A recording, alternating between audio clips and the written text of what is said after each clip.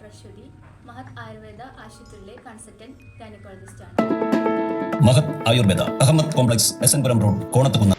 സ്ത്രീകളിൽ പൊതുവായി കണ്ടുവരുന്നതും ചികിത്സ തേടാതെ അവഗണിക്കുന്നതുമായ പ്രശ്നമാണ് വെള്ളപ്പൊക്ക് അഥവാ ല്യൂക്കോറിയ.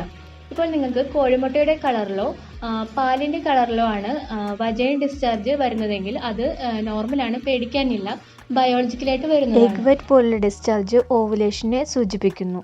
എന്നാൽ തൈര് പോലെയോ മഞ്ഞ, പച്ച, ചാരനിറം മുതലായ മറ്റു നിറങ്ങളിലോ ദുർഗന്ധത്തോടെയോ നീറ്റലോ ചൊറിച്ചിലോ ഉള്ളതോ ഒക്കെയാണെങ്കിൽ ഇത് ശ്രദ്ധിക്കേണ്ടതും ചികിത്സ തേടേണ്ടതുമാണ്. കാരണം ഇത് പലതരം അണുബാധകൾ മൂലമോ വജൈനൈറ്റിസ്, പോളിപ്പ് മുതലായ അവസ്ഥകൾ മൂലമോ ഉണ്ടാകുന്നതായിരിക്കാം.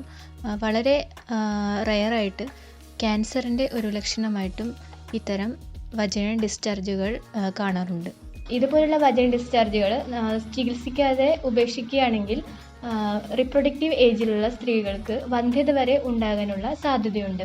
പ്രത്യേകിച്ച് മാസം പുറത്തുനിന്ന്, അതായത് മെനപ്പോസ് ആയ സ്ത്രീകളിലാണെങ്കിൽ എന്ത് വജൈൻ ഡിസ്ചാർജ് വന്നാലും അത് വെള്ളപ്പൊക്കം ആയിക്കോട്ടെ, ബ്ലീഡിങ് ആയിക്കോട്ടെ, സ്പോട്ടിങ് ആയിക്കോട്ടെ, എന്ത് വന്നാലും അപ്പോൾ തന്നെ ഒട്ടും സമയം കളയാതെ തന്നെ ഒരു ഗൈനക്കോളജിസ്റ്റിനെ കാണിച്ച് മറ്റു മാരകമായ അസുഖങ്ങളൊന്നും ഇല്ല എന്ന് ഉറപ്പ് വരുത്തേണ്ടതാണ്. വെള്ളപ്പൊക്കം നമുക്ക് ആയുർവേദത്തിൽ വളരെ ഫലപ്രദമായി ചികിത്സിച്ച് മാറ്റാൻ സാധിക്കുന്നതാണ്.